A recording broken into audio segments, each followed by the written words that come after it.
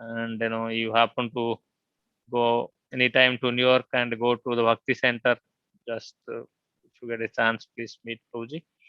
So Prabhuji, welcome to the our satsang Saturday evening. And thank you for accepting our invitation in short notice, and we are really grateful. Hopefully, we will not leave you. You can leave us. So we will keep in touch as long as satsang is there. So with this, I welcome you and thank you once again for giving your time for us this evening. Please welcome and take it from here, Prabhuji. Hare Krishna. Hare Krishna, Rath Yatra Prabhu. Thank you so much. Just today I was seeing there's Rath Yatra in San Francisco happening right now. I was thinking of you. Oh, we missed it, Prabhuji. Oh, sorry. Okay. So let me get started with some prayers. Om Ajnana Timirandasya Jnana Janashalakaya Chakshurun Militam Yena Tasmai Shri Gurave Namaha. Nama Om Vishnu Padaya Krishna Prishtaya Bhutale Srimate Bhakti Vedanta Swami Niti Namine. Namaste Saraswati Deve Gauravani Pracharine Nirvishesha Shunyavadi Paschatya Deshatarine. Jai Shri Krishna Chaitanya Prabhu Nityananda Shri Advaita Gadadhar Srivasadi Gaura Bhakta Vrinda Vancha Kalpatarubhyascha Kripa Sindhubhya Evacha Patitanam Pavanebhyo Vaishnavebhyo Namo Namaha. Hare Krishna Krishna Krishna Hare Hare Hare Rama Rama Rama Hare Hare.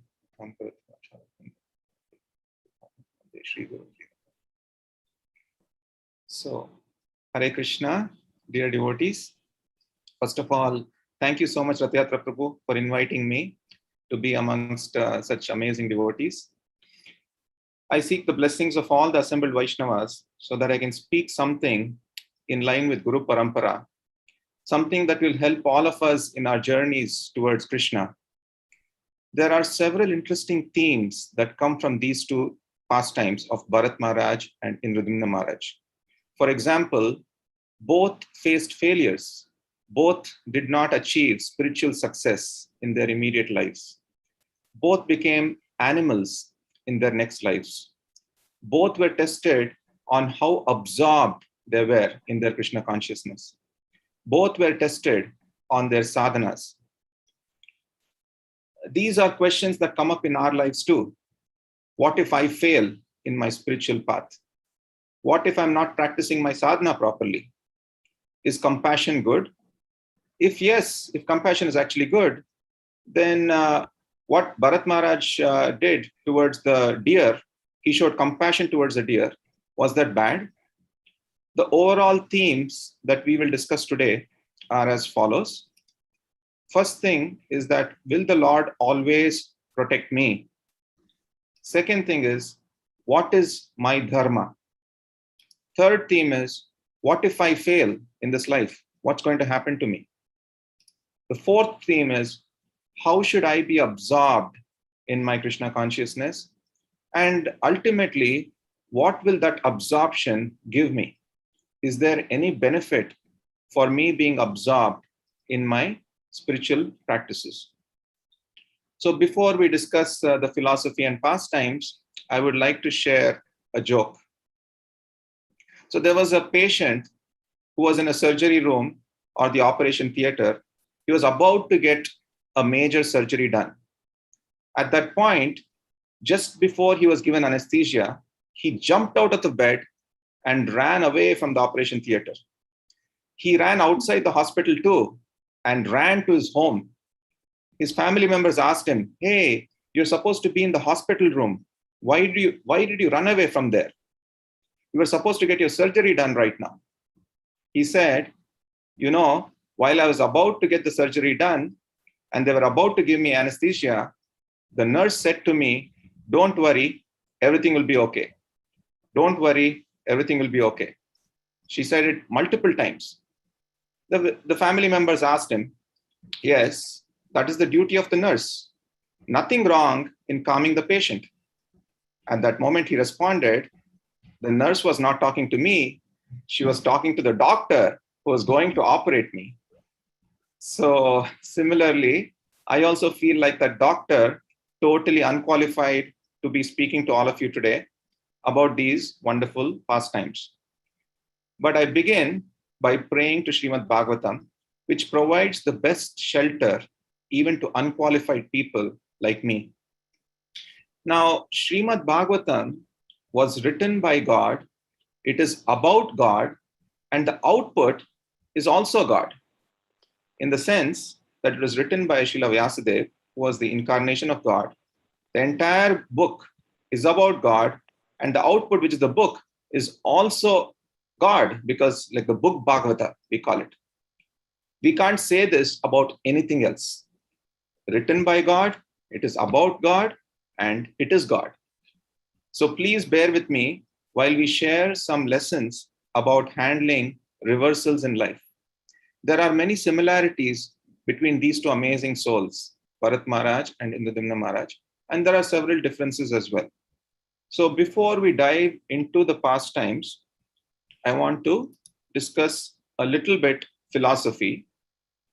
So let's start by discussing 4 main reasons why we do any activity. So this is from Chaitanya Shikshamrita by Srila Bhakti Vinod Thakur. Let's start with the lowest level for doing any activity. And I don't mean just spiritual activity. This could be any material activity also.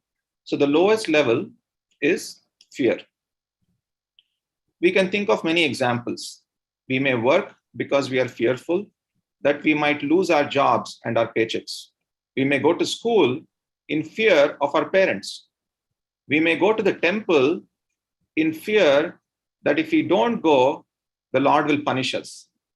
In fact, during my childhood, I used to go to the temple because my mom used to always tell me that if you don't go to the temple, the Lord will punish you. So in one sense, I was going to the temple in fear. The next level of doing any activity is reciprocation. So we could be going to work because we are getting something out of it. What are we getting? We are getting a paycheck. We could be going to temple to ask something for the Lord. It's almost like a business deal. So this is not the highest level either. The next level is duty. So duty is clearly higher than fear and reciprocation, but it is still not the highest. Duty is having a sense of doing something consistently, doing something constantly. Duty is like our dharma that we have to do. With the same examples of school and work, let us consider that it is my duty to go to the temple every Sunday. That could be our motive. Every Sunday, it is my duty that I have to go to the temple. It is my duty or dharma to work so that I can take care of my family. Duty can put us in the mode of goodness. But is that always a good thing? Maybe, maybe not. If we get trapped in this mode of goodness, it can put us in pride. The good side, however, of mode of goodness is that it can spring us into the mode of pure goodness, Shuddha Sattva stage. We will discuss an example to illustrate this shortly. But before that, as I mentioned, duty is not the highest level. So can anyone guess what the highest reason should be for doing any activity? You can unmute and speak, please. Love, Prabhu. Yes, thank you, Prabhu. So the highest reason for doing any activity, ideally, should be love.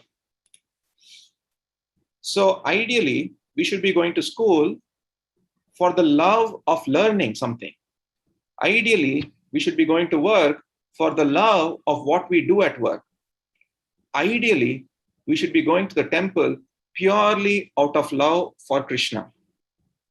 But ideal is not always easy. It is not always possible to do everything in love. I have given some practical examples about school and work and temple and so on. Now, let's look at it from a spiritual angle through the lens of the three modes. Fear is in the mode of ignorance. Reciprocation is in the mode of passion. Duty is in the mode of goodness, as we mentioned. And love is in the mode of pure goodness. Now, Srila Prabhupada mentioned several times that if we are in the mode of goodness, it becomes easier to go into the mode of pure goodness. But staying in the mode of goodness for too long is not recommended. Now, what do I mean by this? Now, Srila Prabhupada gave the example that the mode of goodness is like an airport. You go there to take off immediately. If you stay there for too long, it can be detrimental. Let me illustrate this with one simple example. Okay. So the point is, don't get stuck in duty, grow beyond it. So what is the example? So the example that I'm going to share is about a dutiful Brahmin who would wake up every day at a certain time. Okay. He would wake up at, say, 4:30 a.m. every morning and chant the Gayatri Mantra. It so happened that one day he was not able to wake up at 4:25 because he had slept late the previous night. At exactly 4:25, someone woke him up. He did not even bother to see who woke him up. But the fact that he woke up at 4:25 made him very happy. And he immediately started chanting the Gayatri Mantra. So he felt good that he had never broken his vow. Later on, he started pondering, who was it that woke me up?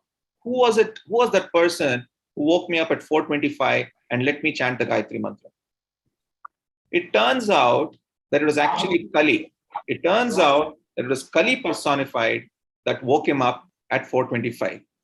Now, this is interesting. You may all wonder that why would Kali wake him up at 4:25 so that he can chant the Gayatri Mantra? Because he was proud that he was doing this daily activity as a ritual. He was actually proud that he was doing every single day, waking up at 4:30, chanting the Gayatri. He was just extremely proud about it. Basically, what was happening was he was stuck in the mode of goodness. Kali woke him up so that he would not get humbled and stay in that prideful state. Kali wanted him to remain in that state of pride. And that is why he woke him up. Srila Rupa Goswami, in his famous Padyavali, writes a nice verse which talks about exactly this point. I will put the verse here. So he says, pure devotional service in Krishna consciousness cannot be had even by pious activity in hundreds and thousands of lives. Pious activity is done in the mode of goodness. So just that, even hundreds and thousands of lives will not take you to Shuddha Sattva or pure devotional service. It can be attained only by paying one price. What is that price? That is the intense greed to obtain it. If it is available somewhere, one must purchase it without delay. So if one wants to move from goodness to pure goodness, what should they do? They must just have the intense desire or the intense greed to obtain that pure devotional service. That is all that we can do. That is all that we can aspire for. So now that we have talked about pure goodness and ultimate goodness, let's see the definition of pure bhakti, or it's also known as Uttama Bhakti. So this is from Bhakti Rasamrit Sindhu, where clearly the definition of a pure bhakti is defined in 4 characteristics. Anyabhilashita shunyam, jnana karmadi anavritam, Anukulena, Krishna anushilanam, bhaktir uttama. So the 4 characteristics that are mentioned are Anya Abhilashita Shunyam. That's the first characteristic. What does that mean? It means no other desire other than the desire to please the Supreme Lord. Jnana karmadi anavritam. What does that mean? Our devotion should not be covered over by jnana or karma. It is not jnana karmadi shunyam, it is jnana karmadi anavritam. So it should not be covered over. We can have a little bit of jnana and karma because we are acting in this world, we are thinking, we are not blindly following, but we must make sure that jnana and karma don't cover our devotion. The next characteristic is Anukulena. Anukulena is an important characteristic. What it means is that our devotion should be done in a favorable attitude. It should be done in a pleasing attitude. Anukulena, pleasing, favorable. The last characteristic is Krishna Anushilanam. What this means is that we must be doing some kind of constant, continuous service, consistent service. So Anushilanam means consistent service. So these are the 4 characteristics of Uttama Bhakti. So now our Acharyas have explained that there are 2 primary characteristics out of these 4 and 2 secondary characteristics. The 2 primary characteristics are known as Mukhya Lakshanas, and the 2 secondary characteristics are known as Gauna Lakshanas. So what is primary characteristics? Primary characteristics are those that if you remove them, there is no bhakti at all. And secondary characteristics or Gauna Lakshana are those that if you remove them, bhakti will still remain, but it won't be Uttama Bhakti. So I'll pause here for a second and see if anybody can identify out of these 4, the 2 primary characteristics. Remember, primary characteristics means if you remove them, there is no bhakti at all. So out of these 4, the 4 are Anya Abhilashita Shunyam, Jnana Karmadi Anavritam, Anukulena, and Krishna Anushilanam. Does anybody want to try? Number 1, Prabhuji. Number 1 is primary characteristic, you are saying, Prabhu? I think so, Prabhuji, yes. Okay. Anyone else? Anushilanam is secondary characteristic, Prabhu. So any primary characteristics, Prabhuji? What are the primary characteristics? I can tell you that so far nobody is right. Number 4, Prabhuji. Yes. So number 3 and number 4, Anukulena and Krishna Anushilanam are the primary characteristics. That means we must perform devotion favorably and we must perform something consistently, consistent seva. If we do these things, Prabhus, that is primary characteristic or Mukhya Lakshana of Uttama Bhakti. Now the other 2 are interesting. Anya Abhilashita Shunyam and Jnana Karmadi Anavritam. These are secondary characteristics. What that means is, even without these, Bhakti will still go on, but these 2 make it Uttama Bhakti. So let me explain a little bit. So what is Anya Abhilashita Shunyam? That means there has to be no other desire other than to please the Lord. For example, I could be performing Bhakti to get liberation. Now, I have a goal. I have a goal of liberation. That means it is not Anya Abhilashita Shunyam. So it is still Bhakti, but it is not Uttama Bhakti. I hope that is clear. The next one is Jnana Karmadi Anavritam. If our Bhakti is covered over by Jnana or Karma completely, then it becomes Jnana Mishra Bhakti or Karma Mishra Bhakti. Both of these are not pure Bhakti. Out of these 4, dear devotees, Anukulena is the most important, and I'll explain why. And this one can be misinterpreted or misunderstood. So I will explain this one particular characteristic of Anukulena. But so what does Anukulena mean? It means favorable or with a pleasing attitude. So let's go to that. So there are 2 possible definitions of Anukulena. So one definition could be that which is pleasing to Krishna. The other definition could be that which is done for pleasing Krishna. So these two look very similar. Let's take a couple of examples. Let's take the examples of the demons who attacked Krishna. So the Keshi demon, Chanur, Mushtika, Kamsa, and so on. When they were fighting with Krishna, apparently it was pleasing to Krishna. It was definitely pleasing to Krishna. But were they performing bhakti? They were definitely not performing bhakti. So the correct definition is that which is done for pleasing Krishna. Let's take another example to demonstrate this. Let's take the example of Yashoda Mai. When Yashoda Mai put Krishna down from her lap to take care of the boiling milk, it apparently did not please Krishna. Krishna started to cry. But she was doing it so that she could take care of the milk, which was meant to make milk sweets for Krishna, which was meant to make yogurt for Krishna. In other words, she did that to please Krishna.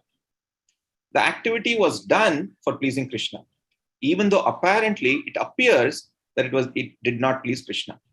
Similarly, we must do our activities for pleasing Krishna, and that is bhakti.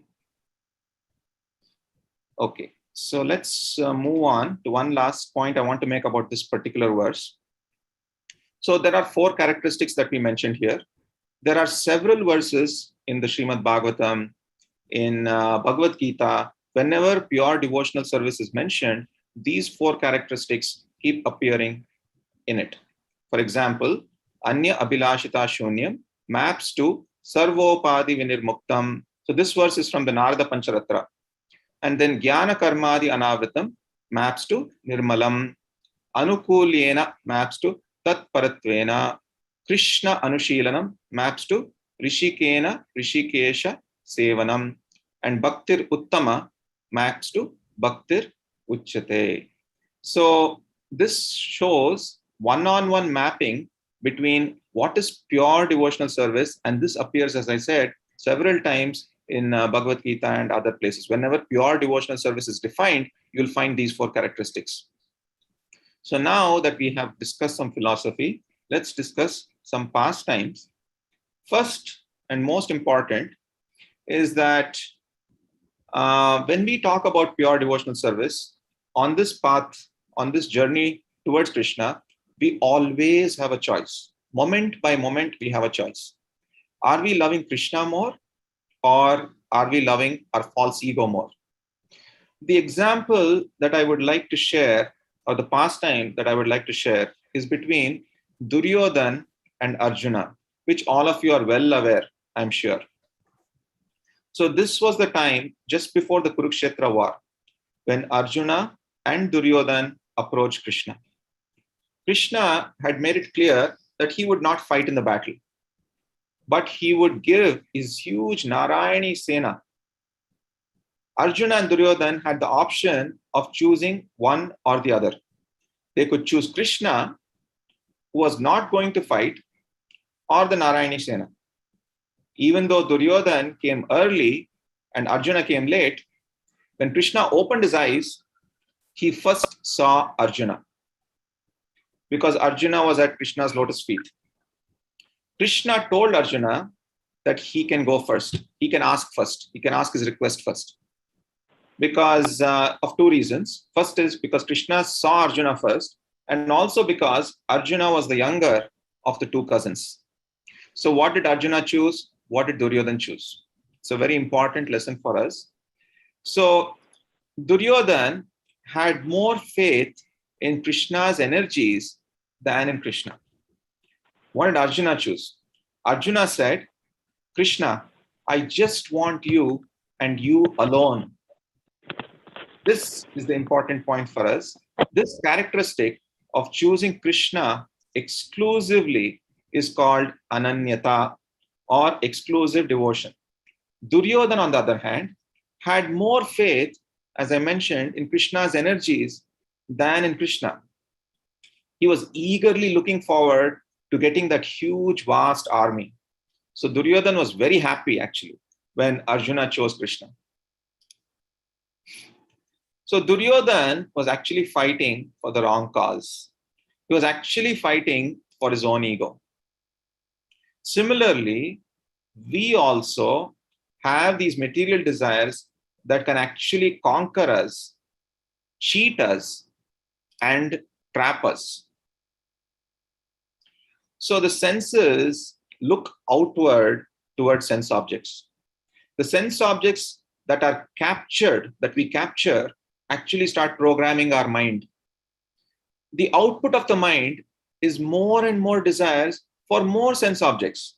So it's actually a trap in one sense. The senses look out towards sense objects, we capture the sense objects, and they program our mind for more and more desires for more sense objects. So I would like to share one funny example here. So this is a true story. I mean, it happened in the railway stations in India. There was a person who was selling these hand fans, because of the heat of the sun. The hand fans are very popular in railway stations. So he was selling these hand fans for 25 paisa, and other shopkeepers were selling the same hand fans for 5 rupees. So one passenger saw that this was a great deal. I should quickly go get it. So he ran towards that shopkeeper and bought the fan for 25 paisa. He started using it. At the first swipe itself, the fan broke. So he got upset. I got this wonderful deal. Now the fan broke. So he ran towards the shopkeeper and told him, hey, you gave me this fan. I tried it once. I swiped once and it immediately broke. So what is this? What's happening here? So the shopkeeper said, you wanted a good deal. You got the deal. But you did not ask me how to use the fan. How you use the fan is you hold the fan and you shake your head. So this is a funny example which teaches us how this material world, the material world, how it actually cheats us, how it actually conquers us, and how it actually traps us. So even as devotees, we are not exempt. We could be dressing the deities in the altar, but in our minds, we could be thinking that I'm doing this and I wonder how many people will praise my dressing, how many people will think that I'm a good dresser and things like that. So what are we actually doing? His Holiness Radhanath Swami Maharaj says, are we decorating the deities or are we decorating our own false ego? And this can happen multiple times, moment by moment. We have this choice to choose between Krishna or our false ego. Okay, so we talked about how material world can cheat us. Now let's talk about how material world can trap us. Once during a morning walk, Srila Prabhupada was at Venice Beach, California, and he was going for a morning walk with several of his disciples. The sun was rising in the backdrop of beautiful ocean. So some of Srila Prabhupada's disciples who were there mentioned to Srila Prabhupada, Prabhupada, just see how beautiful this scene is. Srila Prabhupada agreed. Srila Prabhupada answered a very profound statement. He said, this is just like the material world. It is beautiful, but from a distance. The moment you start going close to it, you will get trapped. Okay. So I will give you another example. This was during a yatra of Jagannath Puri by His Holiness Radhanath Swami Maharaj. And devotees were warned not to swim in the ocean on that particular day because there was a high tide. One devotee was overconfident. Please remember, he was overconfident. He said, nothing is going to happen to me. I am an expert swimmer. I can easily swim. I've swam in much more difficult conditions, and I will do it. Ignoring all the warnings, he got into the ocean and started swimming. At one point, he lost control and realized that he was drowning. He started raising his hands, calling out for help. The devotees on the beach were thinking, he's saying, Haribol, Haribol. One devotee actually realized the actual problem, and he said, he's not saying Haribol, he's calling for help. So eventually, that devotee was saved. But the point here is overconfidence is what gets us in trouble in this world. Devotees who knew little bit of swimming or devotees who did not know any swimming, they did not even venture into the ocean. It was only the overconfident swimmer who was caught, who was trapped. So overconfidence gets us in trouble. So there's another important lesson here. The feeling of happiness one gets in this material enjoyment is the enemy of the conditioned soul. So what does this mean? So whenever we start feeling happy, thinking that I'm succeeding in this world, I'm progressing, I'm achieving so many things, and you start becoming overconfident, start becoming more and more and more confident, and that is when the material energy can actually easily trap us. So we must be careful about this. So another example, and this is between Srila Prabhupada and Shyam Sundar Prabhu. In the initial days, this was actually when Shyam Sundar Prabhu was carving the Balaram deity, and he was actually smoking in those days, and he had kept a pack of cigarettes on the Balaram deity while he was carving the Balaram deity. So Srila Prabhupada came there, he saw the pack of cigarettes, he could have chastised him, but he did not. But he said something very profound. He said, don't let this pack of cigarettes come between you and Krishna. And very soon, Shyam Sundar Prabhu got it. And he got rid of the addiction completely. So we may not have cigarettes, but we could have other attachments. For example, a simple example, like a cell phone, right? A simple thing like a cell phone, if we are not using it properly in the service of the Lord, could come between us and Krishna. Okay. So the point is to use whatever we have in the service of the Lord. Otherwise, this material energy is so powerful that it can easily trap us. So let's move on to the other extreme. So one extreme is overconfidence. The other extreme is fear of failure, even in our paths, even in our journeys. So in all our lives, at some point or the other, we get this fear. What if I fail? What if I fail on this path in this life? And that is what we see both in the case of Bharat Maharaj and in Vidunna Maharaj. Both of them, in one sense, they failed in their current lives, right? So we also get this question, what if I can't make it in this lifetime? So let's take a very nice verse from the first canto, 5th chapter, where Narad Muni is telling to Vyasadeva about this point. So Narad Muni is mentioning that, my dear Vyasa, even though a devotee of Lord Krishna sometimes falls down, somehow or the other, he certainly does not undergo material existence like others, like fruity workers. Because a person who has once relished, even a drop, has once relished the taste of the lotus feet of the Lord, can do nothing but remember that ecstasy again and again. So this should actually give us some confidence that now that we are all practicing bhakti in one way or the other, we will never, according to Narad Muni, get back into that material existence like other fruitive workers. So in one sense, it is only success from now. There is no failure in one sense because Krishna's protection is always there. But even if we fail, for whatever reason, even if we fail, we must make sure that we fall within Krishna consciousness, but don't fall away from Krishna. Meaning, we should not move away from this wonderful movement that Srila Prabhupada has given. Also, in this connection, Srila Prabhupada would always tell us that whenever someone walks into the temple room, make sure we take care of them very nicely. Because once they get the taste of bhakti, they will never want to venture again into that material existence. So the next question that comes is, what is my dharma? What is my duty? So in our journey towards God, or in our journey in this material world, we have three main dharmas. The first and the most important dharma is what is called Bhagavad Dharma.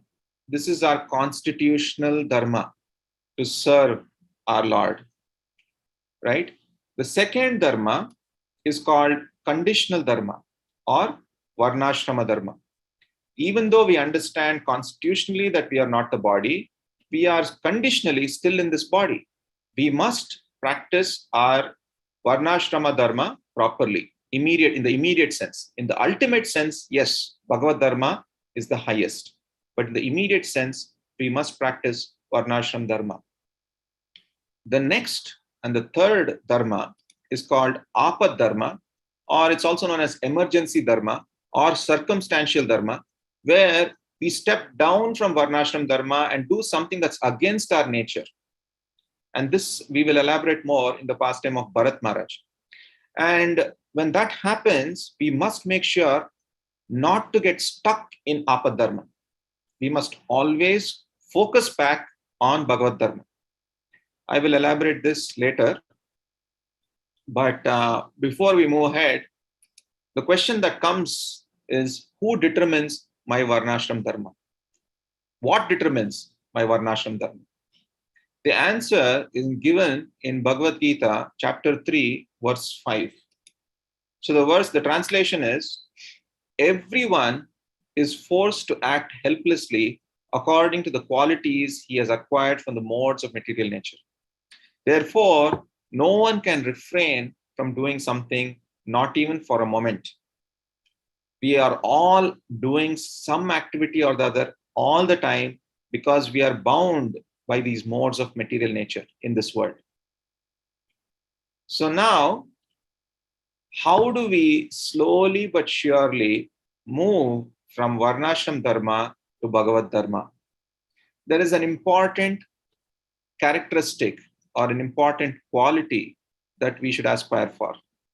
And that is absorption. Now, what does it mean when we say you must get absorbed in your service, you must get absorbed in your sadhana? What does it mean? So there are two things here. One is we must have the purity of intention, because without purity of intention, the best actions of our devotion are imperfect. Let's take the example of Hiranyakashipu. He did not have pure intentions. His intention was to get eternal life. So the purity definitely was not there. The purity of intention was not there. But he had intensity of sadhana. Okay. So without intensity of sadhana, you will not achieve the desired results. So both these should be there. We must have pure intentions and we must have intense sadhana.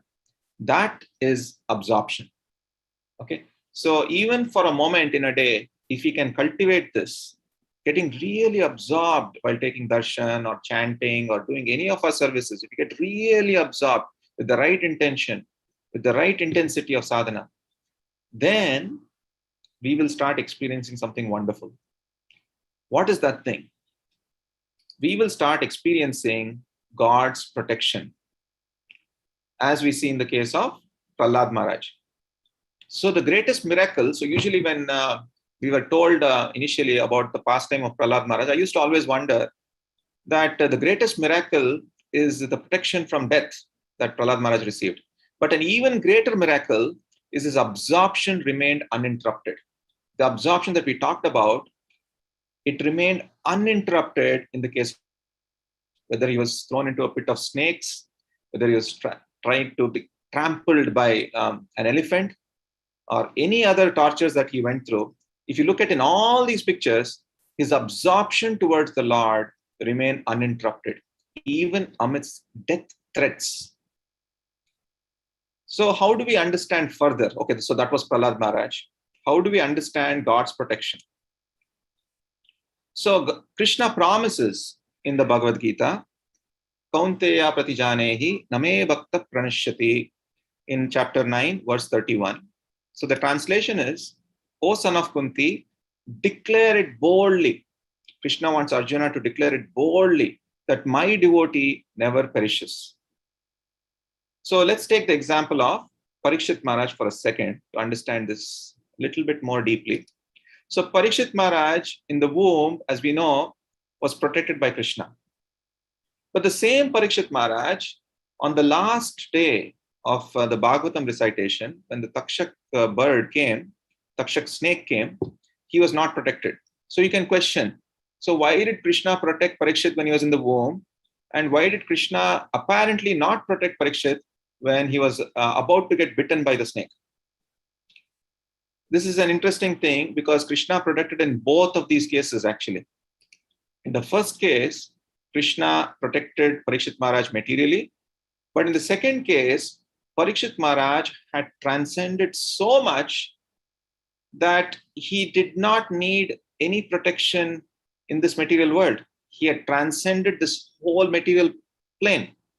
And he had just heard the Srimad Bhagavatam. So he was actually completely protected, even though we may not apparently see it.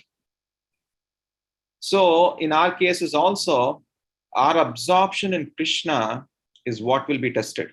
And this is what also we learn in the pastime of Bharat Maharaj and in Ridhamna Maharaj. We'll go deeper into that. But it is this absorption is what will get tested. And it is, if we are absorbed, fully absorbed in Krishna, then that will take us to Krishna. So there are two benefits. One is absorption leads us to protection and it elevates our consciousness. And absorption in Krishna will ultimately take us to Krishna.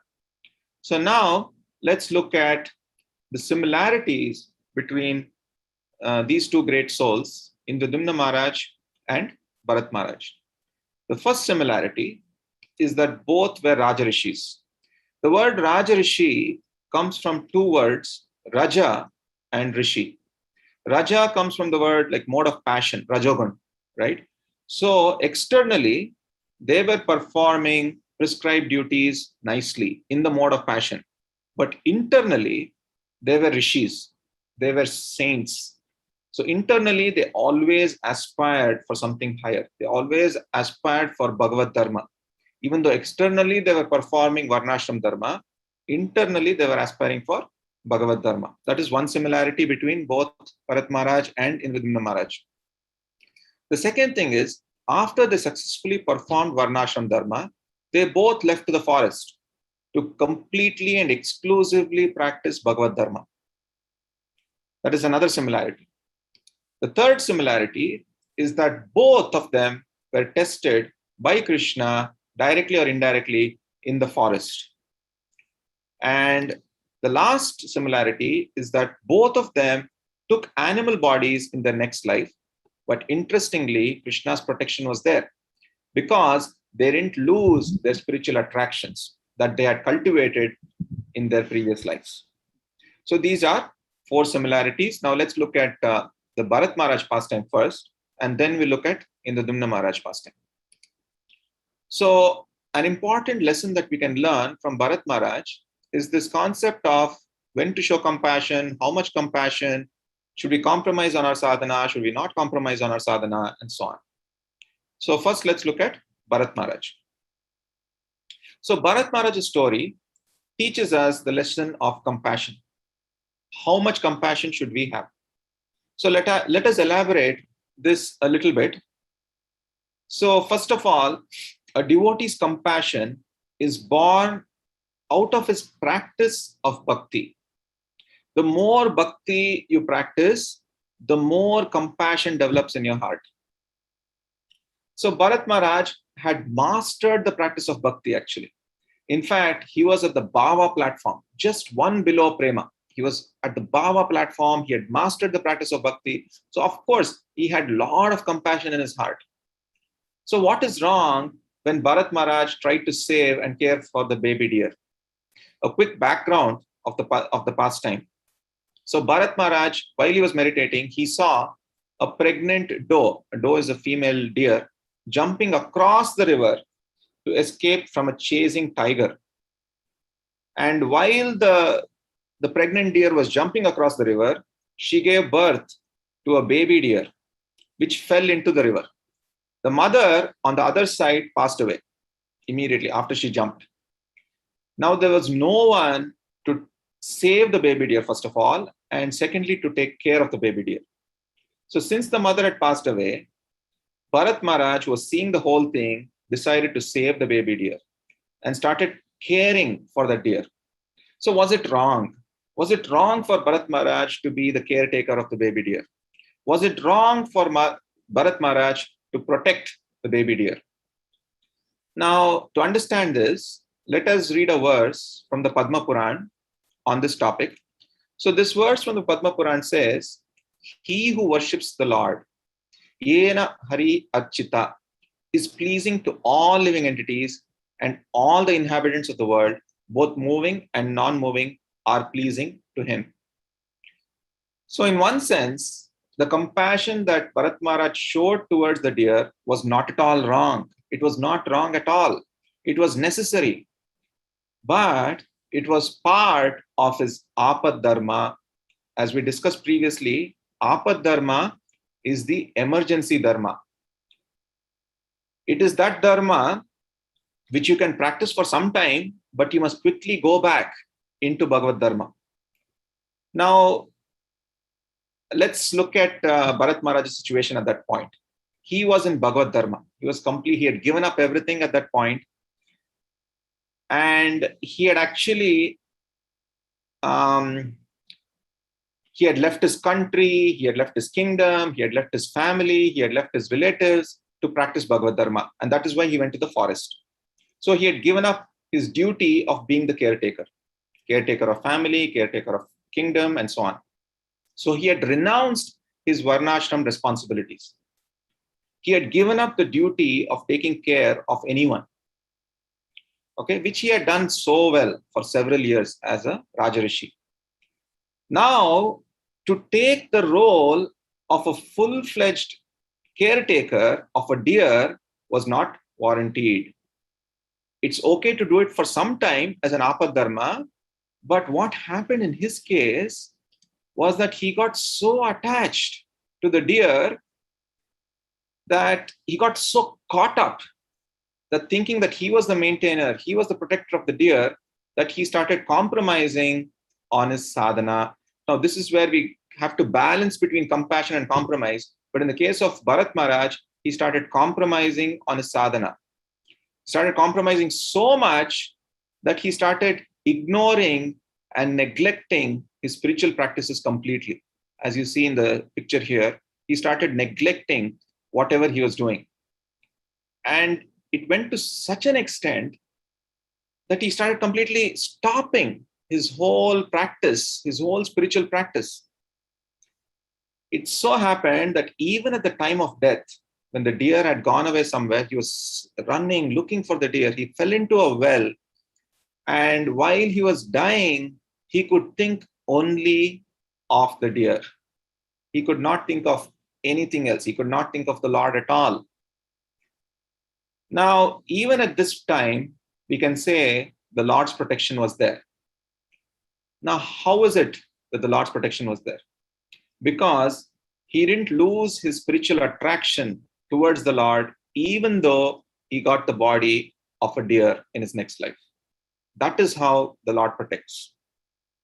So let's elaborate this a little bit more, this point about compassion and compromise, and how we can balance it out.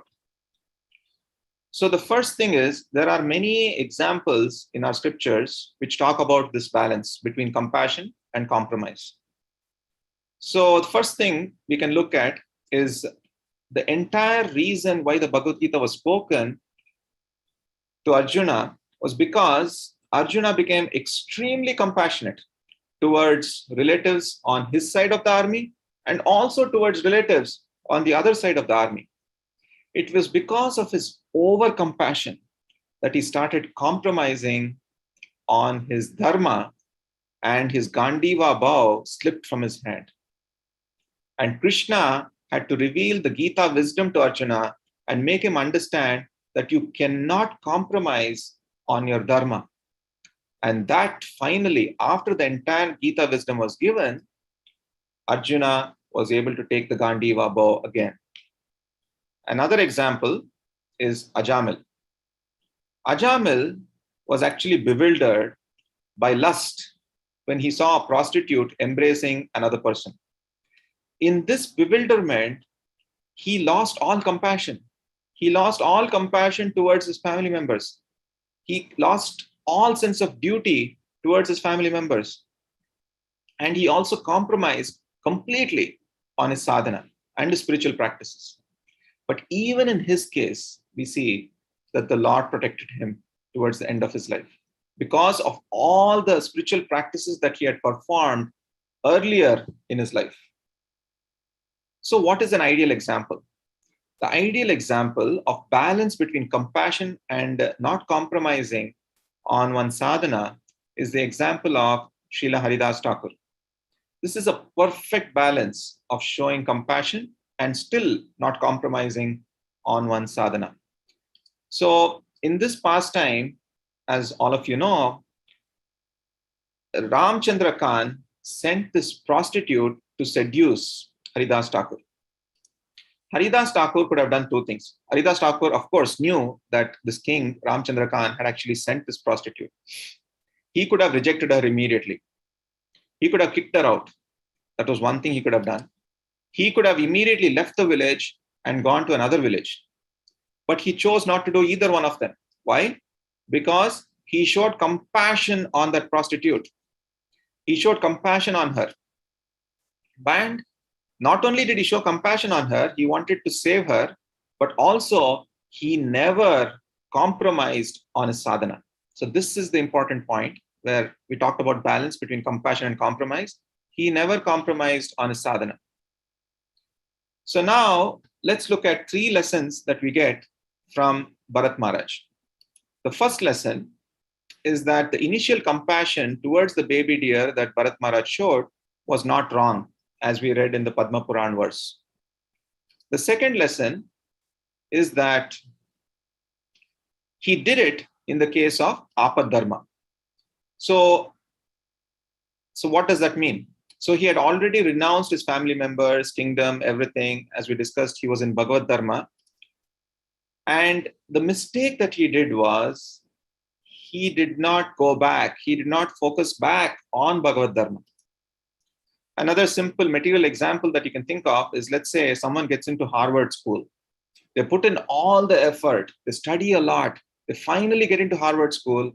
And because of an attachment towards a puppy dog or something like that, they neglect their studies. This is exactly what happened in the case of Bharat Maharaj. So compromising one's sadhana to the extent of completely ignoring it is detrimental to one's devotion. But God's protection was there. Even though he lost his human body, his spiritual attraction was protected in his next life. Now let's turn towards Indradyumna Maharaj. So what happened in that case? So here we learn an important lesson on what should be our mood during our absorption, even amidst the greatest reversals. So this pastime of Gajendra's previous life, Indradyumna Maharaj, occurs in just 5 verses in the Srimad Bhagavatam. In the 8th canto, 4th chapter, verse 8 to verse 12, in just these 5 verses, this pastime is depicted, and there are so many lessons for us to learn. So the first thing that we can learn is that in this verse 8.4.8, there are 6 ornaments glorifying, 6 adjectives glorifying Indradyumna Maharaj. What are the 6 ornaments? The first one is Jatadaras. That means he was extremely detached. He gave up his royalty. The second ornament is Tapasa. He was extremely austere. The third ornament, he was Apluto. He was experiencing ecstasy while he was meditating and while he was in this Bhagavad Dharma, practicing Krishna consciousness completely. He was experiencing ecstasy. The next thing is Samarchayam.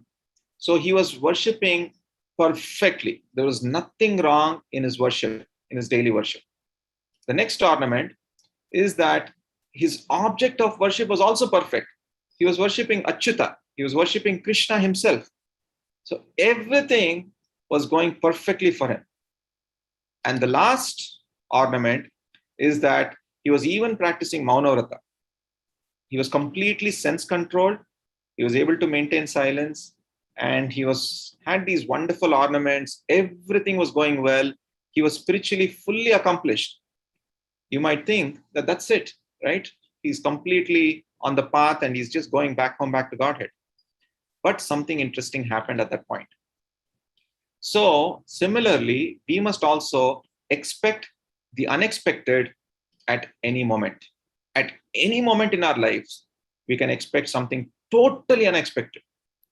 At that point, in the middle of the forest, where no one else was there, who enters? Agastya Muni enters. So this is the next verse, 8.4.9. It starts with this interesting word called Yadrichaya. Now, what does this word Yadrichaya mean? It occurs several times in Srimad Bhagavatam. It means out of one's own will.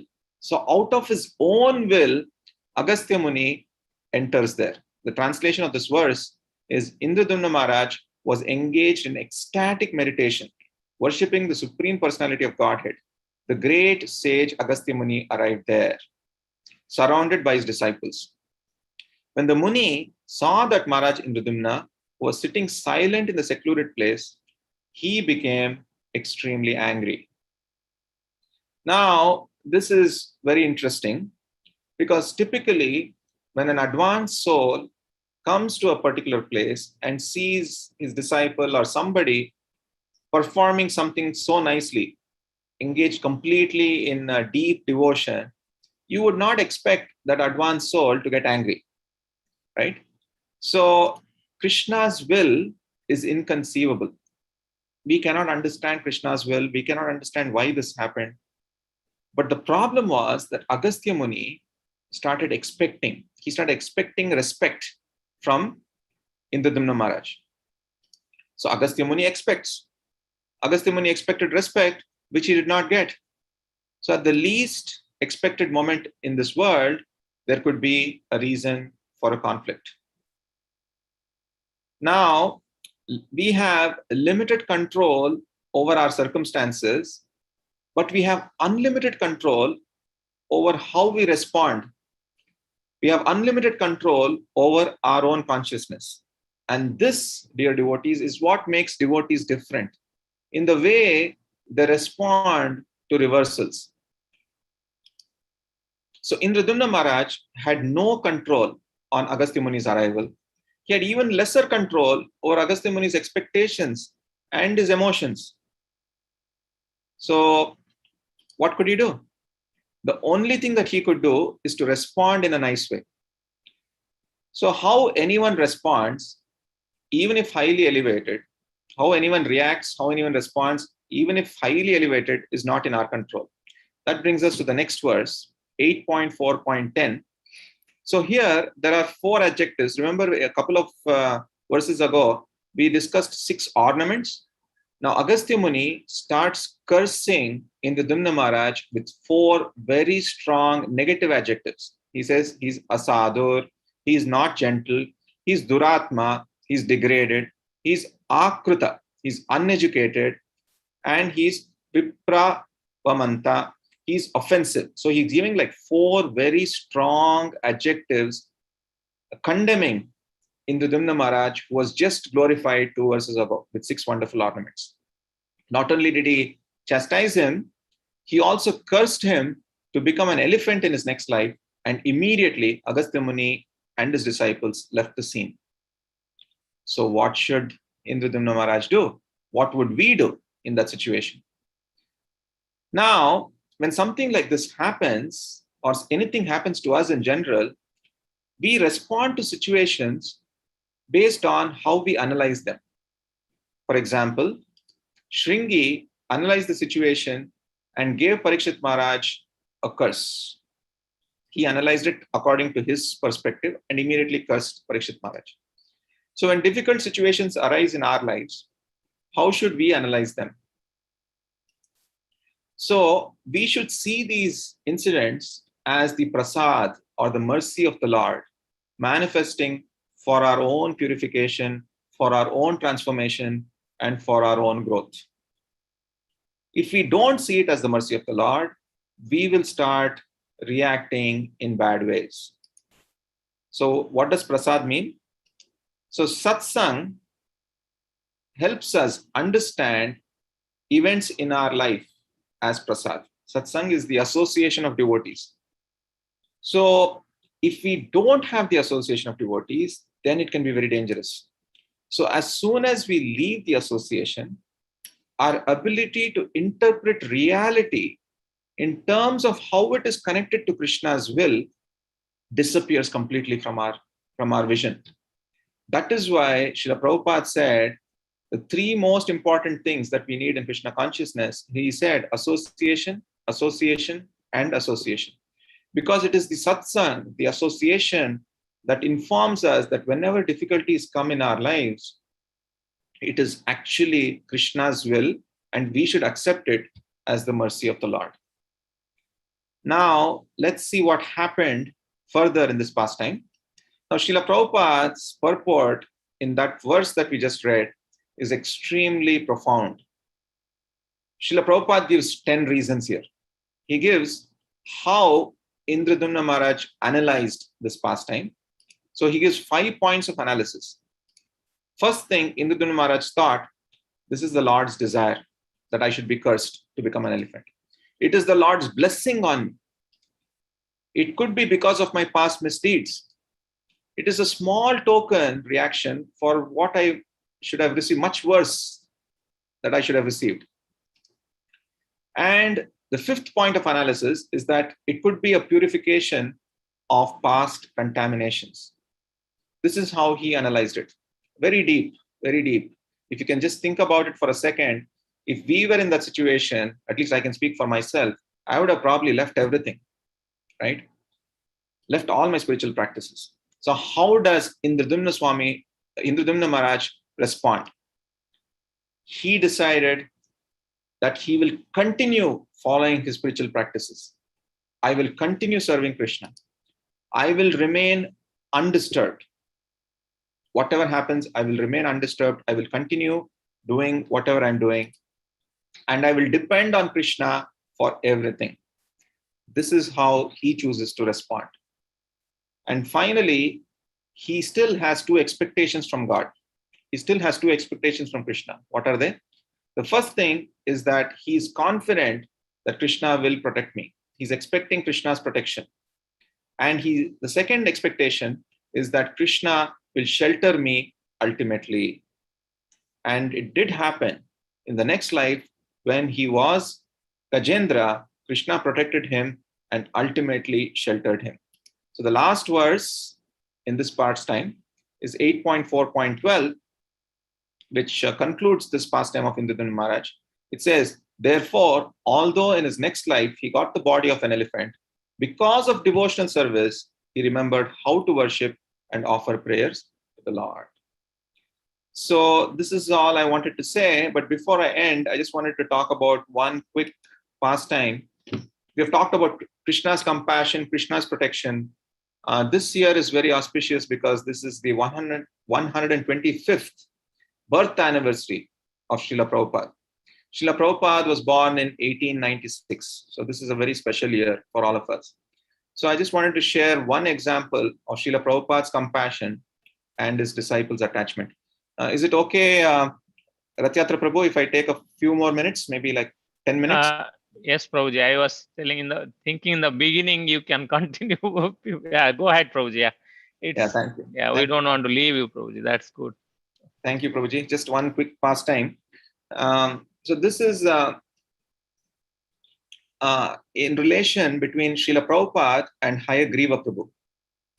So Hayagriva Prabhu was born on September 2nd, 1940 as Howard. Now, what is interesting is that in the same Jaladuta that Srila Prabhupada came to the US, two American boys went back to India.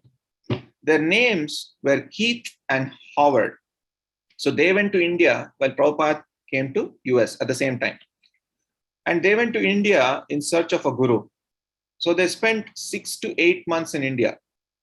They got sick in India, they got malaria, they got typhoid, and they met a lot of bogus gurus. And they were eventually very disappointed in their trip to India. They finally came back to US, to New York. And what did they find? Who did they see? They eventually came back to meet Srila Prabhupada in the Bowery in New York City. They saw this glowing saint, glowing sadhu, was wearing saffron, and they ran towards Srila Prabhupada and asked, Swamiji, are you from India? Swamiji, are you from India? Srila Prabhupada responded, yes, I am from India, and I'm holding classes on Mondays, Wednesdays, and Fridays just around the corner in 26 Second Avenue. Why don't you start attending those classes? Prabhupada encouraged them, why don't you start attending those classes? Srila Prabhupada even took them to 26 Second Avenue and showed them, see, this is the place, this is where I do programs, why don't you please start coming? In the first meeting between Srila Prabhupada and Howard, Srila Prabhupada asked him, what is your occupation? And Howard responded, I am an English professor in Ohio State University. Srila Prabhupada's eyes lit up. He was extremely happy. He said, I was looking for someone who can edit my manuscripts. I have a lot of manuscripts right now. I have the second canto, I have the Nectar of Devotion, and so on. And I was exactly looking for someone to take these manuscripts and edit them, and you came at the right time. So in the first meeting itself, Srila Prabhupada gave an instruction to Howard to edit his manuscripts. Howard very soon became Hayagriva Das on September 9th, 1966. He also became Srila Prabhupada's principal editor. And also, he was Srila Prabhupada's first professor disciple. Srila Prabhupada has a lot of affection towards Hayagriva. In 1969, this was the year when New Vrindavan was flourishing, and Srila Prabhupada was looking for a temple president of New Vrindavan. Hayagriva Prabhu knew that at some point he would be asked to take on that service, but he had no intention of becoming the temple president. He had in fact made a list of arguments that whenever Srila Prabhupada would ask me to become the temple president, I'm going to present those arguments and I'm not going to take up that service. And it so happened, one particular morning, Srila Prabhupada called Hayagriva Prabhu and said, my dear Hayagriva, I have a very important service for you. Hayagriva Prabhu started thinking, I know what's coming. Srila Prabhupada wants me to be the temple president, right? He was thinking like that in his mind. But Srila Prabhupada said, it is my strong desire that you take sannyas. This took Hayagriva Prabhu by shock because he was not expecting that. And Hayagriva Prabhu started thinking, this is not what I was expecting. And he started presenting arguments spontaneously. He started saying, I do not want to take sannyas because I have so many material attachments. I have relatives, I have family, and so on and so forth. He kept going on and on and on. Srila Prabhupada defeated each of his arguments and said, don't worry about this, don't worry about that. Just chant Hare Krishna, everything will go away. Hayagriva Prabhu finally said, I will do anything except take sannyas, Srila Prabhupada. Prabhupada at that point said, become the temple president of New Vrindavan. And that is how Hayagriva Prabhu became the temple president of New Vrindavan. So this pastime continues. In 1972, when Srila Prabhupada went to India, and during the famous series of lectures that Srila Prabhupada gave at the Radha Damodar temple, Hayagriva Prabhu was one of the people in the audience. He was that close to Srila Prabhupada. Then something interesting happened. After 1972, after the India trip, a lot of past conditionings of Hayagriva Prabhu came back strongly, and he fell away from the movement. He was not able to follow the four regulative principles. He kind of moved away from ISKCON for a few years. But Srila Prabhupada never forgot him. It was only in 1976 that Srila Prabhupada met Hayagriva Prabhu again. So when Srila Prabhupada was in Hawaii in 1976, someone told Srila Prabhupada that your disciple Hayagriva is in Hawaii, he's right here. Srila Prabhupada immediately said, no matter what happens, grab him and bring him to me. So Prabhupada's disciples were able to find Hayagriva Prabhu and bring him to Srila Prabhupada. Hayagriva Prabhu at that point was, of course, wearing a pant and a shirt. He had no tilak, he had no devotional clothes. But as soon as he saw Srila Prabhupada, his heart melted. he touched Srila Prabhupada's feet and placed it to his head. Immediately, Srila Prabhupada, out of affection, started to request him for a service again. He said, I have so many manuscripts right now. Can you please edit them? You were my first editor. I'm always grateful for what you have done. Hayagriva Prabhu happily took that service and started editing the manuscripts again. But after Srila Prabhupada left Hawaii, and after a few months, Hayagriva Prabhu again fell down. Again, his past conditionings came back very, very strongly. And till the end, however, Srila Prabhupada never forgot Hayagriva Prabhu. In fact, in November 1977, a few days before Srila Prabhupada left the world, he asked, where is Hayagriva? Where is Hayagriva? He asked Jayadvaita Swami. He asked Kirtananda Swami, where is Hayagriva? Where is my Hayagriva? Everyone said, he has gone away, Srila Prabhupada. Why worry about him? But Srila Prabhupada kept saying, he was there for me when I needed him most. He was there for me at the beginning. He was my first editor. I am always grateful to him. Unfortunately, Prabhupada never met Hayagriva after that. But 12 years after Srila Prabhupada's passing, in 1989, Srinathji Prabhu, who many of you may know, he was in Chowpatty, Mumbai. Srinathji Prabhu was informed that Hayagriva Prabhu was in Goa. Srinathji Prabhu, as soon as he heard that, he went to Goa in search of him and found him under a covered boat. Hayagriva Prabhu said, I came here to enjoy, but I have immense pain in my lower back. Srinathji Prabhu said, don't worry about the pain. I will take you to Mumbai. I will take you to the best doctors. Don't worry about the pain. We will get it diagnosed. We will get it treated, and so on. He kept encouraging him. Of course, Srinathji Prabhu took him to Mumbai, and it was diagnosed that he had a cancer of the spine. In fact, he was also told that he had only a few weeks to live. At that point, Srila Radhanath Swami Maharaj met Hayagriva Prabhu and asked him, do you have any regrets, Hayagriva Prabhu? Do you have any regrets for anything in your life? Hayagriva Prabhu said, Maharaj, I have no regrets that I have cancer. I have no regrets that I'm in pain. I have no regrets that I'm paralyzed from waist down. But I do have one regret. When I was youthful, when I was energetic, I did not give myself completely to Srila Prabhupada. I was carried away by temptations. That is my only regret. So when he said this, Maharaj, Radhanath Swami Maharaj asked him, do you have any desires now? Do you have any wantings, any needs, any cravings right now? Hayagriva Prabhu mentioned, in 1969, Srila Prabhupada wanted me to take sannyas. And at that point, I gave so many arguments for not taking sannyas. But now, 20 years later, I want to do that for Srila Prabhupada. I want to take sannyas. Everyone was wondering, here is a devotee who is paralyzed from waist down. He cannot even move. What could he do by taking sannyas? But because it was Srila Prabhupada's desire in the first place, devotees decided to give him sannyas.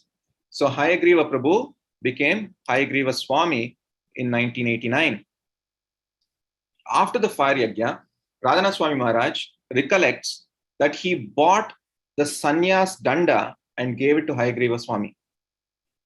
As soon as Hayagriva Swami saw the sannyas danda, through the sannyas danda, he was able to see Srila Prabhupada.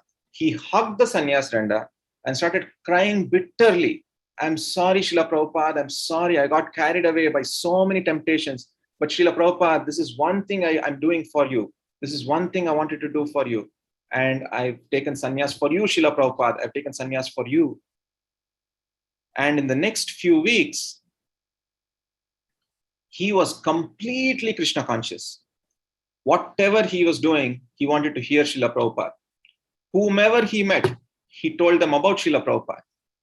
At that point, our Satyaraj Prabhu, Stephen Rosen, as many of you may know, he met Hayagriva Prabhu, and Hayagriva Prabhu told him, I was touched by the hand of God through my Guru, Srila Prabhupada. In this mode, Hayagriva Swami actually left the world, and just moments before he died, he raised both his hands, and as if he was looking at Srila Prabhupada, he left the world.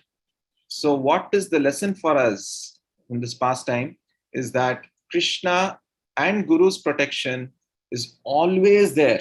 No matter how much we do, how little we do, Krishna's protection and shelter are always there.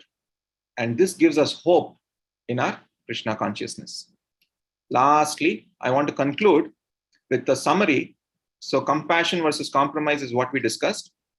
So Bharat Maharaj, in the case of Bharat Maharaj, we see that the compassion was in Apad Dharma and it was not wrong, but compromising on sadhana was the mistake. But even there, Krishna's protection was always there. Loss of human body happened, but not loss of spiritual attraction. We have limited control over our circumstances, as we saw in the case of Indradumna Maharaj, but we have better control over our consciousness. We must always see incidents in our life as the mercy of the Lord, manifesting for our purification, our transformation, and our growth. And we must always have faith that Guru and Krishna's compassion is always showered on us, even though we may not see it immediately. Hare Krishna. Thank you all very much. Grantaraj Srimad Bhagavatam ki jai. Srila Prabhupada ki jai. Thank you, Prabhuji, so much. Prabhuji, such a mesmerizing talk. I wish it would go on tonight, but yeah, we have limitations. I don't know how to thank. No, I don't have words. Every step was learning. Every word was really quite pleasing and quite educative. And we'll open for questions. I hope you will bear with us. Sure, Prabhu. Maybe 10 minutes somebody will be interested. It is late for people here in East Coast, but some Sure, people are in devotees are from India. So please go ahead and if you can listen more, probably answer will be more interesting. So anybody has any question, any Matajis or Prabhuji would like to ask anything to Prabhuji, this is a rare occasion. Hare Krishna, Prabhu. Krishnakant here. Hare Krishna, not a question, but I mean something you said is very. I have not seen in that light. So, and that is the compassion. I mean, when we are in such difficult situations, we don't have control on our circumstances, but we can control our consciousness. I couldn't help but draw parallels with Ambarish Maharaja when the demon, when Durvasa Muni sent the demon. Then he was. I mean, I was told, and I heard in some class that Ambarish Maharaja was at that point of seeing the demon as if Krishna has sent mercy in the form of the demon. So he was not fearful. He was not scared. He was not panicked, but he was in that consciousness. And your lecture today helped me also look at that in that angle, that we don't control our circumstances, but we can control our consciousness. Thank you very much for that wonderful lecture, Prabhu. Thank you for that wonderful point, Prabhu. It's a lesson for me also. I'm also struggling in my path. So it's whatever I said is for me also. Thank you. So anybody else?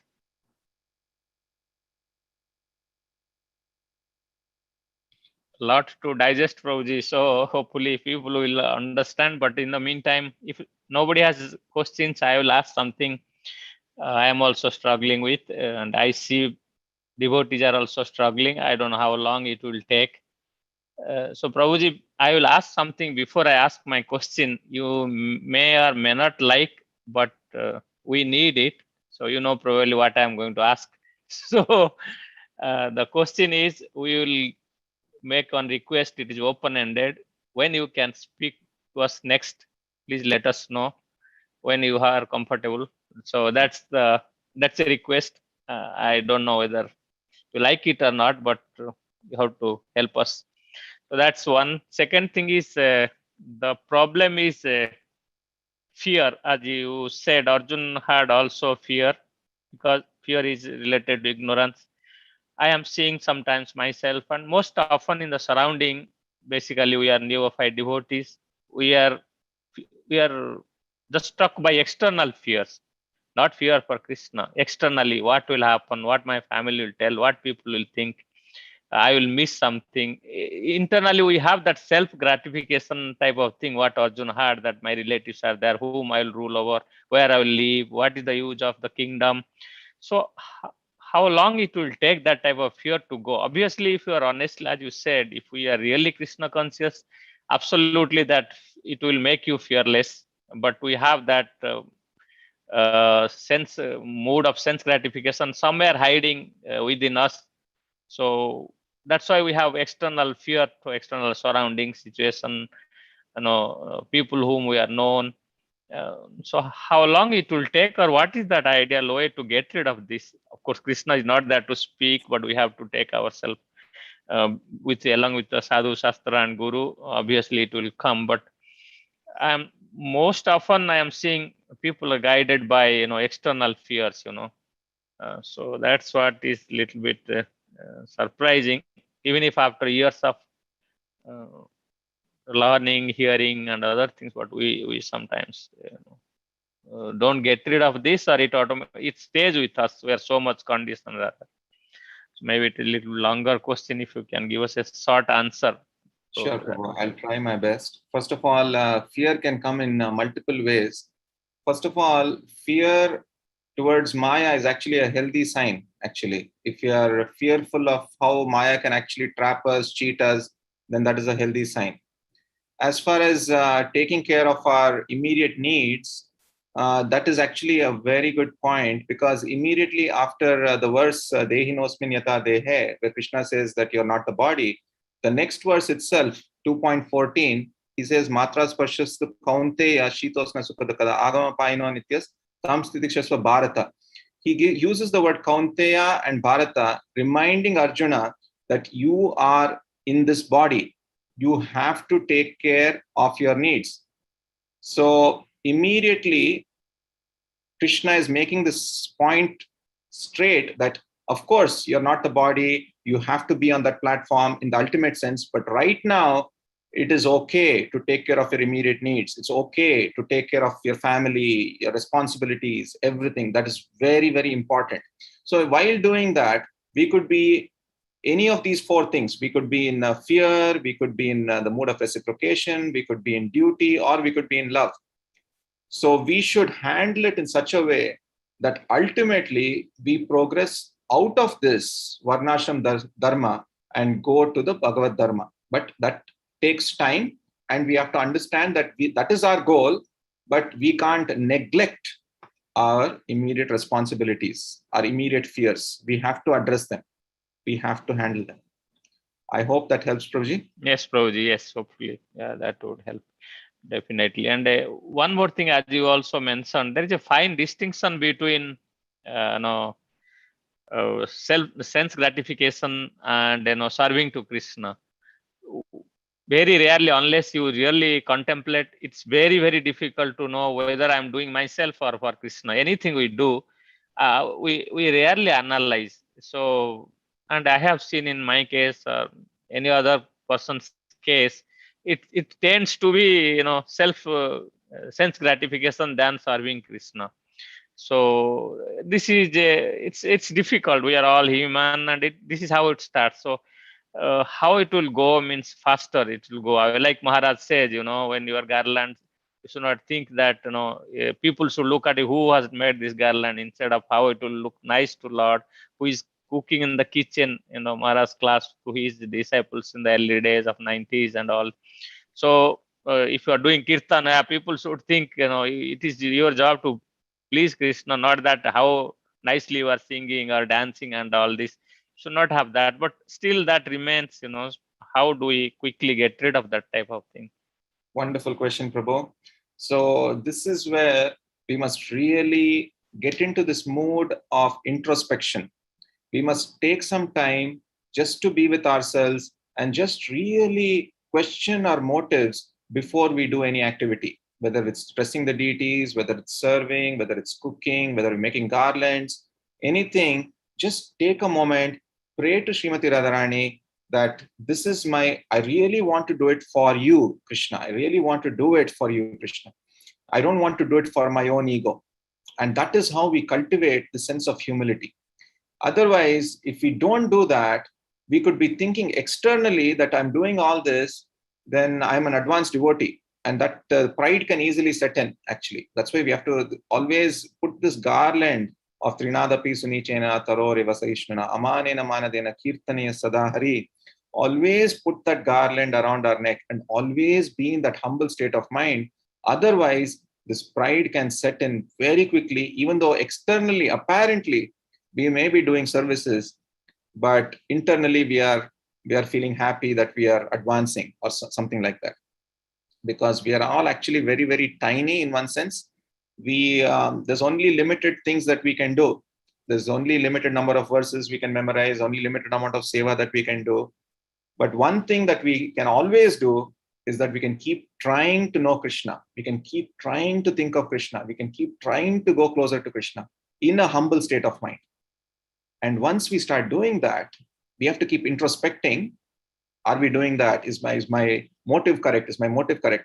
Interestingly, the motive, only you and Krishna will know. No one else will know. Yeah. Externally, we can do so many things, but the real motive, only Krishna will know.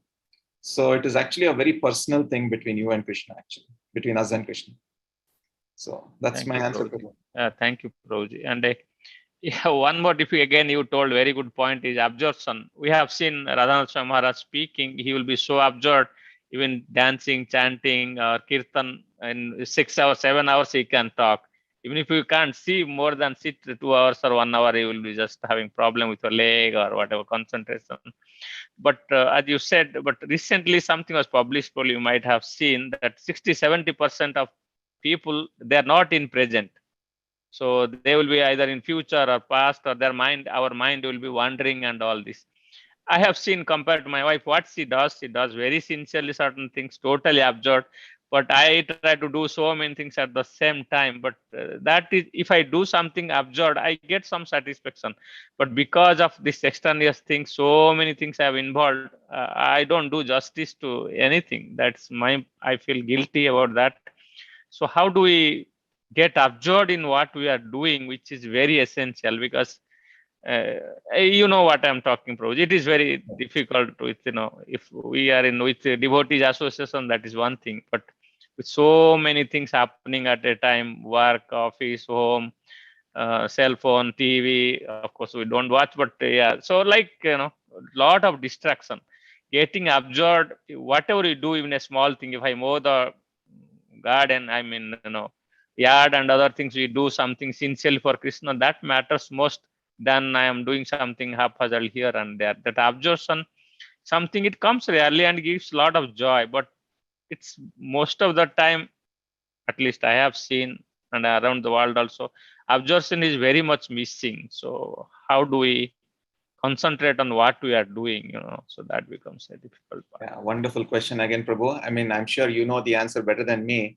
but again, the point is that absorption will not come naturally to us, because there are so many temptations, as you said, and so many responsibilities, temptations, everything that are going on in our lives. But we must put in our endeavor. So this is my point, that absorption also, we must put in our absorption completely in our sadhana, in our service. We must give our 100%. And that, I don't know how else to mention, but we all have different thresholds of what our 100% is. And we all know when we are in our comfort zone, when we are out of our comfort zone. But every time you try to come out of the comfort zone and try to absorb yourself, you're actually taking huge steps towards Krishna. You're taking huge steps towards Krishna. And we experience it. We experience it when we are completely absorbed in a kirtan or something like that, where we start feeling that love of Krishna. And that bliss that you experience in that one moment, you will not experience it in anything that the material world offers. So what Maharaja has told several times is that when you have these moments of bliss, these moments of ecstasy, note them down and put them as a garland around yourself. So keep those moments very carefully, because it is those moments of absorption which will help you absorb further in your life. So otherwise, what can happen is you tend to forget. There will be many instances in our lives also where Krishna has reciprocated, helped us. Don't forget those moments, because it was in those moments where you were absorbed. You were absorbed and Krishna reciprocated. Keep those moments in your heart very, very carefully. And think of those moments. Think of the moments of mercy that you have received. Think of the moments of gratitude that you had in your heart. And keep bringing them back again and again. Whenever you lose interest, or whenever you start becoming lethargic, then think of these moments where you have received this mercy, and try to encourage yourself, push yourself into getting more deeper into absorption. Otherwise, if you stop getting absorbed, it's almost like riding a bicycle on a mountain. If you stop doing it, automatically we will go down. We have to keep pushing ourselves. Thank you, Prabhu. I think Krishnan Prabhu has a question. Hare Krishna, Prabhu. Krishna. Hare Krishna. This was a wonderful class. I'm so glad I attended, and I would have never known the story of Hayagriva Prabhu. So thank you for sharing that, and thank you for connecting it in some way to the Bharat Maharaj and Indrajumna Maharaj pastime, where there is there it was the compassion of the Lord, and here it is the compassion of Srila Prabhupada, where he continued to remember Hayagriva Swami in this. So my question for you, Prabhu, and this may be a very, very mundane question. And I enjoyed I got a lot of very nice points on Abhagavad Dharma and absorption as well in your class. So it's a question about Abhagavad Dharma. This may be so mundane that I want to take, I want to apologize to all the devotees, because this is such an elevated class. I may be bringing the conversation down to a very material level.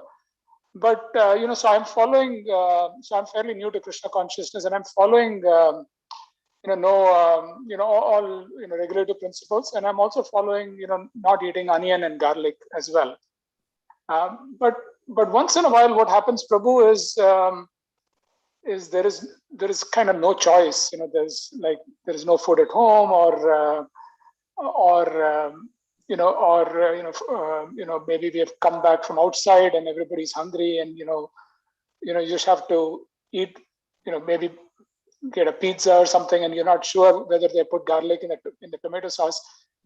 So now I started thinking about it only after hearing your class today. What do devotees do in such a case? That was my question, Prabhu. Because I tend to feel really, I tend to beat myself up, but what is the right thing to do in that case? So thank you, Prabhu. Again, this is a very practical question. So first of all, about onion garlic specifically. If you start consuming more onion garlic, it actually tends to pull you down eventually. Over a period of time, it kind of has this effect of taking you away on your strict spiritual practices. So that is one thing. And then the second thing is, whatever may be the reason, we don't eat onion garlic because Srila Prabhupada told us not to eat. Like, in the highest sense, we don't do it because we want to do it. We want to be loyal to this movement. We want to be loyal to Srila Prabhupada, to our Guru Maharaj, and so on. But on the other hand, Chaitanya Charan Prabhu, he gives very balanced answers. He says that in the case of emergencies, when there is nothing and you're starving and things like that, and there is no other food available, like how you are saying, then rare, very, very rare exceptions, especially since you're new, of course, initiated devotees, and we can't do this, but very, very, very rare exceptions, it's okay. But as long as you understand and you beg forgiveness from the Lord that this is a mistake that I'm doing, so please forgive me, my Lord, and I will try my best to not do this again. So that should be our mood. And with that understanding, we must strive not to consume that in the future. I hope that helps. I don't know, anyone else? Ratyatra Prabhu, do you want to say anything on this? Yes, Prabhuji, thank you. So you gave the right answer, Prabhuji. So we have seen people, we are also in same boat. So it is not different. But as your sadhana increases, automatically without our knowledge, things will go away. You will not have to worry. Many people are worse than that. They drink. You know how much Prabhupada has transformed the people. Prabhuji knows where he was. Well, he's close to that ghetto area where people use what all they do. It automatically goes away. Once you are purified gradually, your consciousness, you will not know. You will leave it. And to your information, I was surprised. Sometime back, I was also having similar situation. We were looking for food. We asked some food for somebody. She said, "Can anything prepared without onion, garlic?" She was shocked. So I told, if you go to Delhi, go to ISKCON temple, 500 the dishes you can see. So many preparations without onion, garlic. You can't even eat, and you will see what taste they are of. So everything could be possible, Prabhuji, and so there is no worry. As Prabhuji said, we are new. Things does happens to devotees also once in a while. But if you have faith, even some unthinkable happen. Temple will be closed. If you are really praying for Krishna, go there. Even temple will close. You will be surprised. Somebody will open the back door and he will give you the food prasadam also. So if you have, and you are traveling, we went for 14 days through 3 families. We all, of course, we prepared to cook. We cooked only rice and dal. Secretly going in the hotel, putting this thing cord and all. So, but we got 12 days of food everywhere, wherever you went. Devotees are so loving, caring. They gave a lot of food. Even we didn't have to cook. So things will happen. It is just a miracle if you see devotees' life, and especially elevated devotees. So you are in the right path, Prabhuji. I can tell. In addition to your answer, Prabhuji, yeah, things will happen. And if I may ask, Prabhuji, are you speaking from India or you are in US somewhere? No. Where are you asking this question, Krishnan Prabhu? Thank you, Prabhu. I'm speaking from Boston, Massachusetts. Wow, you are in a wonderful place. The temple inauguration was there recently. I don't know how far you are from the temple. You are in the wonderful place. How Radhana Swami Maharaj was appreciating all the devotees, what they have done, Niranjan Swami Maharaj. You are in the right place, Prabhuji. Yeah, you can join our call. I don't know how you joined this time. And Prabhuji speaks in New York City. You can get connected. We'll be happy to have your association. If you get a chance, you can join us. So this is the same link every time. Time is mostly same, but get connected with Prabhuji and Chaitanya Prabhuji. That would be also great. So thank you for a wonderful question. Thank you, Prabhuji, for your answer. And one last question before we go. I'm sorry we are holding up, but it is so interesting. I think, I don't know, we wanted to continue, but it's not possible. Time is the factor. So our Lakshminarayan Prabhu, he is asking, so mode of goodness plus mode of passion. I don't know whether you can read, Prabhuji, or it is only Yes, to me. Okay, please. I can read the question. Yes, Prabhuji. To move from mode of goodness to pure goodness, you mentioned we need intense greed. Wouldn't greed be mode of passion? So mode of goodness plus mode of passion in this context leads to pure goodness. Or this intense greed is in mode of goodness because it is spiritual in nature. So this is, first of all, this is a verse from Srila Rupa Goswami's Padyavali. And he clearly mentions that this intense greed is actually different from the material greed that we can have. Because again, the goal of material greed is something for us. And the goal of spiritual greed is to earn Krishna. So I always say that if we are earnest, if we have this intense greed, eventually we will earn Krishna. And to answer Krishnan Prabhu's question also, if you are just earnest to have not onion garlic, then Krishna somehow, as Ratyatra Prabhu also mentioned, somehow miraculously you will see that you will get prasad. It just happens. It just happens. I can tell you from years of, but we must be earnest. We must have that desire that this is not what something I don't want to do. And then you will start seeing miracles, small miracles happen in your life.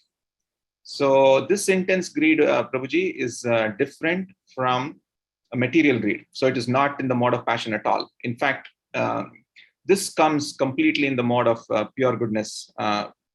We can actually get this intense greed, which will take us to pure goodness, and it is actually in the pure goodness also. So that's my answer. I hope it helps. Yes, Prabhu. Thanks very much, Prabhu. Just a follow-up to that. Now, tying this back to Radhayatra Prabhu's question. So, sometimes the intense greed becomes too intense, and then in some cases, maybe, for example, first of all, I'm not qualified, or I don't have that intense greed. But if I have that intense greed and it is too intense, and I prevent, let's say there's some service or something where I'll be like too enthusiastic or intense in trying to do the service, preventing other devotees from doing it, or maybe trying to please Krishna, I might offend some devotees. So how I mean, again, tying this back to when it is my emotions or my desire versus when it is the desire to please Krishna.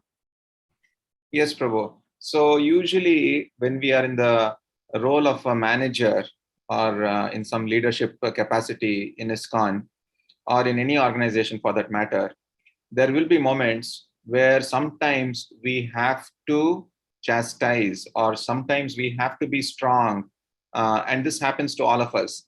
At that point, we can't keep thinking, oh, am I committing offense? Am I doing this? We are doing that even that chastisement or whatever instruction that we're telling others, we are doing that as a service to the Lord. We are not doing that just for our own ego. Again, that's the question that we have to question. Am I doing it because I will get some satisfaction, or am I doing it so that purely this devotee will benefit? It is for his good that I'm correcting him. If everybody thinks that we should not correct anyone and nobody should be taught anything, then we will go nowhere actually. So that is why it is important for us to, especially in the role of manager, when there are festivals and things like that, it is okay to correct. It is totally okay to correct as long as our motive and our intentions are clean and clear in our head, So that is my answer. Of course, sometimes in the middle of a huge thing, there are several things happening. If, however, you do something, it is always okay to beg forgiveness from the devotee later on. Later on, you can always reach out to the devotee and say, hey, that moment, so many things were going on and I reacted this way. Can you please forgive me? And that requires courage actually to reach to that devotee and actually beg forgiveness. And that is actually pleasing to the heart on both sides. And that will actually elevate your consciousness also. So it's good that you're actually thinking about this. And if it happens accidentally, it is also okay to beg forgiveness. Thank you, Prabhu. That helps. Thank you, Prabhu. Yeah, Prabhuji, as you said, just to add some small thing, that intention should be pure to just elevate someone that is there. It reminds me, I think again, Maharaj was also saying same thing. I have not heard from anywhere else, but Maharaj was telling Prabhupada was initiating one Maharaj in Amsterdam. Then nothing was in order, and a whole Netherlands TV and all the state TV, everybody is focusing on Prabhupada and disciple. Prabhupada has come there.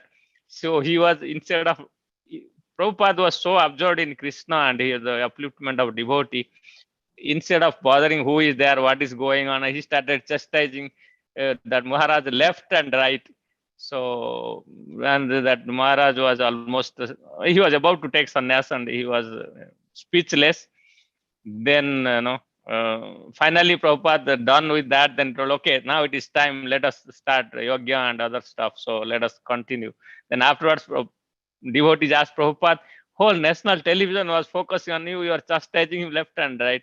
So it was, and Prabhupada was, he cares the least because his intention was very, very pure. He wanted to elevate the thing and he wanted the devotees follow all the rules, regulations, and so that it is for their upliftment and to bring them closer to Krishna. So surrounding doesn't matter.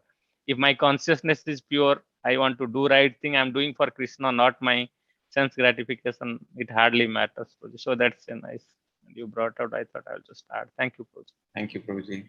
Thank you So I'm sorry it is already late, and I don't know, anybody is forcefully asking something, that's fine. So please unmute, and we are really, really grateful. I don't know how much, we started 5 minutes late, but please unmute and say big thanks to Prabhuji, and we will wait for another time when we'll hear from Prabhuji that when he will give us the next class. It's up to him and his schedule. So please unmute and say big Haribol 3 times from your heart for Prabhuji, Mataji and his family members. So Haribol, Haribol, Haribol. Kumar Prabhuji ki jai. Krishna Prabhupada ki jai. Srila Prabhupada ki jai. Ki jai.